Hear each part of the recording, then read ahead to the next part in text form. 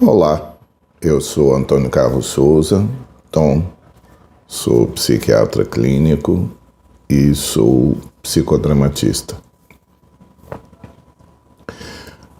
Há uma frase do poeta Terêncio, um poeta romano, que eu repito frequentemente aqui, que é: nada do que é humano me é estranho. Toda a estrutura da psiquiatria até hoje, até o momento atual, ela é baseada naquilo que nós chamamos de psicopatologia, que é a avaliação do paciente a partir da produção dele, do que ele diz, de como ele se comporta, do que ele exibe, do que ele fala, do que ele escreve, do gestual. Ao estar no mundo do paciente, compõe o que nós chamamos de psicopatologia como sendo diferente, ou pelo menos acentuadamente diferente do rotineiro. Mas, como Terêncio já dizia, nada do que é humano é estranho a nós. Então, todas as experiências psicopatológicas descritas na psiquiatria, elas são variações de intensidade ou de consistência ou de duração das experiências cotidianas. As pessoas, quando estão diante de uma decisão, elas têm um sentimento de frio na barriga, de indecisão em relação ao futuro, de ter um grau de sofrimento por não saber qual o caminho correto a ser tomado, já que nós não antecipamos o futuro com certeza, é sempre com probabilidade ou possibilidade. Isso é ansiedade. Mas não se trata em psiquiatria todos os tipos de ansiedade, e só aquelas que têm, ou pela intensidade ou pela duração, se tornam comprometedoras da vida da pessoa. Todas as pessoas sentem um grau de uma emoção chamada tristeza quando tem uma perda. A depressão é isso acentuado de uma forma, tanto em intensidade quanto de profundidade, completamente diferente, mas na mesma dimensão. Daí porque em psiquiatria, até agora, nós temos, os nossos diagnósticos são, e essa é uma palavra que é importante, são dimensionais, diferentemente dos diagnósticos do resto da medicina, que são categoriais. O que é um diagnóstico categorial? É aquele que ou está presente ou está ausente, ou a pessoa tem ou não tem. Como o estado de gravidez, por exemplo, é um diagnóstico que ou existe ou não existe. Uma infecção, ou existe ou não existe. No caso da dimensão, como é dimensão, é uma linha que vai desde o completamente ausente até o totalmente perturbado. Essa dimensão de todas as nossas funções psíquicas é que compõe o diagnóstico psiquiátrico. Então vai desde aquela pessoa que está absolutamente harmônica consigo e com o mundo, até aquela pessoa que está completamente desarmônica com o mundo e consigo. Toda essa linha aqui, essa dimensão, tem um ponto em que é claramente diferente e um ponto que é claramente diferente no sentido positivo e no sentido negativo, no sentido funcional e no sentido não funcional. Mas tem essa zona aqui que fica no meio, em que não é tão claramente definido o que é desarmônico e o que é harmônico. Então a psiquiatria, a psicopatologia psiquiátrica, ela se debruça sobre a experiência humana. Por isso que quando qualquer pessoa vê qualquer relato em psiquiatria, sempre atribui algo a si mesmo. Quer dizer, eu tenho isso. Claro que tem. Se você é humano, você tem algo do que está sendo descrito ali. A ponderação por diagnóstico advém do quê? De julgarmos o grau de intensidade. Mesmo uma pessoa diante de uma decisão existencial, que seja qualquer pessoa na mesma situação sentiria, mas tem um grau de intensidade perturbador a ponto de interferir na sua própria vida e na própria capacidade de decidir, essa ansiedade, embora com um contexto apropriado, ela precisará ser tratada para a pessoa voltar ao seu estado de equilíbrio para poder tomar a decisão. Do mesmo jeito é que quando nós temos uma que não é apenas pelo contexto, mas pela duração, É uma situação que é tão duradoura que a presença constante da ansiedade vai provocando uma perturbação na vida da pessoa. Uma pessoa num processo que está de expectativa de uma doença de evolução rápida, ou de evolução crônica, aliás. Aliás, fazer um parêntese. A palavra agudo e crônico se refere à temporalidade do transtorno em medicina. Algo que tem uma duração definida desde o diagnóstico, nós chamamos de agudo. Então, um resfriado é agudo, a gripe é aguda, ela é autolimitada. Uma hepatite A é aguda, mas se desde o diagnóstico nós temos uma expectativa de uma duração longa, essa é uma doença crônica desde o seu diagnóstico. Então, uma pessoa que tem diagnóstico de diabetes, desde o seu diagnóstico já sabe que aquele tratamento durará por toda a sua vida. A mesma coisa acontece em psiquiatria. Quando nós usamos a palavra crônico, é no sentido de gravidade. É no sentido de que, por exemplo, o transtorno afetivo bipolar. A partir do que haja o diagnóstico, a pressuposição que ele vai durar o tratamento por toda a vida.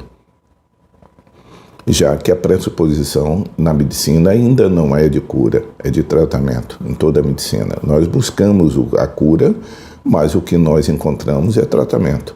Pelo menos em psiquiatria, sempre assim. Mas na medicina, as coisas agudas realmente têm cura, no sentido de se resolverem. Mas voltando ao que a gente estava tratando, de que toda a psicopatologia psiquiátrica é montada em cima das experiências cotidianas, só que elas são desarmônicas, me remete a uma coisa que eu queria conversar aqui. Outra coisa que frequentemente eu repito aqui é que os artistas e os poetas, eles chegam primeiro e melhor esteticamente do que os técnicos a descrever os fatos humanos. Tem um escritor que existe, os Lovecraft maníacos, né? Que é H.P. Lovecraft, que criou todo um universo que é fantástico, que tem uma consistência esse universo, porque ele cria personagens e situações que são inteiramente diferentes do habitual. E Lovecraft sempre insiste de que há um conto dele em que uma pessoa inventa uma máquina para ver a realidade como ela é. E ao a máquina funcionar e funciona, a pessoa pira, porque não suporta ver a realidade real. Por que esse conto do Lovecraft não tem um sentido em psiquiatria? Porque nossa experiência do mundo, ela é de segunda ordem. Nós não experienciamos o mundo diretamente, nós experienciamos o mundo através dos nossos sentidos. E os nossos sentidos reinterpretam todos os estímulos. Então, por exemplo, se eu pedir para alguém descrever essa minha sala, e ela disser que tem uma parede verde e uma parede cinza, na realidade, na parede não é verde nem cinza. Ela emite luz apenas, com determinada frequência de onda. Aqui no nosso lobo occipital, que é onde recebe a informação visual e a interpretação do lobo frontal, é que aparece a cor verde. Então, nós vemos o mundo em segundo plano, em segunda mão. Nós não temos experiência direta do mundo. Nós temos experiência mediada pelos sentidos. Por isso que aquelas velhas frases, não existe nada mais mentiroso do que uma testemunha ocular. Por quê? Porque ninguém vê as coisas como elas são. As pessoas veem as coisas como ela vê. Regra geral, existe uma média, então a média das pessoas ao olhar aquela cor vai dizer que é verde, a média das pessoas vai dizer que é cinza. Essas cores são muito óbvias. Mas, por exemplo, essa cor da minha camisa aqui, ela vai ter vários nomes de tonalidade, porque são tonalidades fora das cores primárias. Então, uma pessoa pode dizer que é bordô, outra vai dizer que é vinho. Se nós pegamos o lilás e o roxo, essa comparação vai a fundo. Se nós pegarmos amarelo-limão, o verde claro.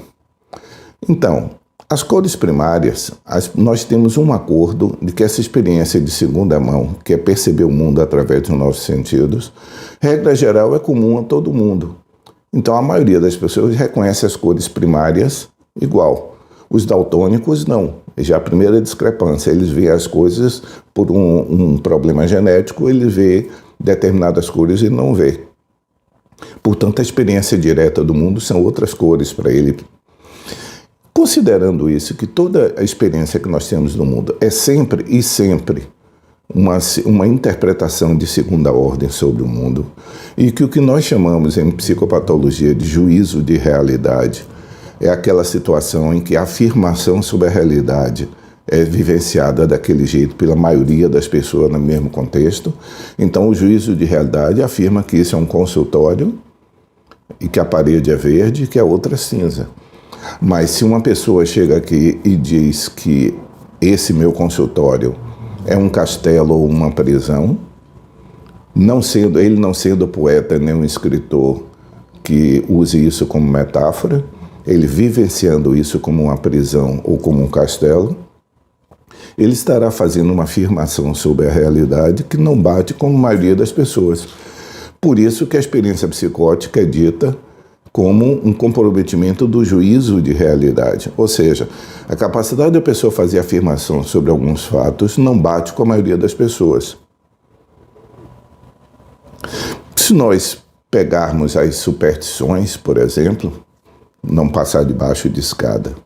Para as pessoas que têm superstição, passar debaixo de escada tem um contexto bastante significativo. A pessoa não passa. É capaz de perder uma coisa importante, mas não passa. Para as pessoas que não tenham essa superstição, aquilo é incompreensível. E isso remete à experiência psicótica em psiquiatria. Nós chamamos de experiência psicótica a um comprometimento contínuo e grave do juízo de realidade. Por que eu estou insistindo no contínuo? Porque, vez por outra, nós temos alguns flashes do que seria uma experiência psicótica. Pessoas que meditam, muitas vezes, estão num estado de percepção tão alterada que eles vivenciam como real uma imagem, e essa imagem ganha força para ele a ponto de ser sentida como real. E, no fundo, a realidade é o que é real para nós. Se essa realidade que é real para mim compuser a realidade que é real para muitas pessoas, isso será um juízo de realidade íntegro. Mas se minha experiência da realidade é muito discrepante, a não ser que haja outras pessoas em redor de mim que tenham a mesma experiência, por exemplo, quem medite, que vai em algum momento sentir aquilo. Por isso que é muito difícil uma pessoa que faz meditação, sem uma orientação, de supor experiências subjetivas como se fosse uma experiência de meditação mesmo, porque é uma interpretação que ela terá, não será realmente uma vivência. Então, voltando ao que eu quero fechar aqui, toda a nossa experiência psiquiátrica ainda é lastreada na avaliação psicopatológica da pessoa que nos procura. Avaliar psicopatologicamente a pessoa é procurar entender e compreender. Entender no sentido de ver qual é a mecânica que funciona ali e compreender no sentido original do termo, compreender, ou seja, aprender junto com o paciente, tentar vivenciar como ele está vivenciando para compreender por dentro o que ele está experienciando.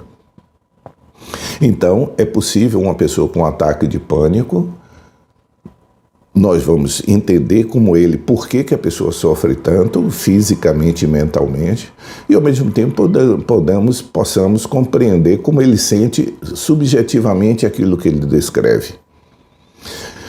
Essa experiência, que é uma experiência humana hipertrofiada, hiperdimensionada, com um tempo exagerado, é aquilo que compõe a nossa psicopatologia. Portanto, toda avaliação psiquiátrica, até hoje, ela passa sempre por essa combinação de entender o mecanismo que está acontecendo ali, ou seja, contextualizar o fato, e segundo, procurar compreender, ou seja, penetrar na experiência do paciente para tentar compreender, procurar compreender, ou seja, entender de dentro a experiência subjetiva dele. E o tratamento vai vir para levá-lo a se harmonizar consigo. O objetivo do tratamento não é a eliminação de coisas, é a harmonização final da pessoa, dela consigo e dela com o mundo que ela vive e habita. Espero que haja sido interessante. Tchau.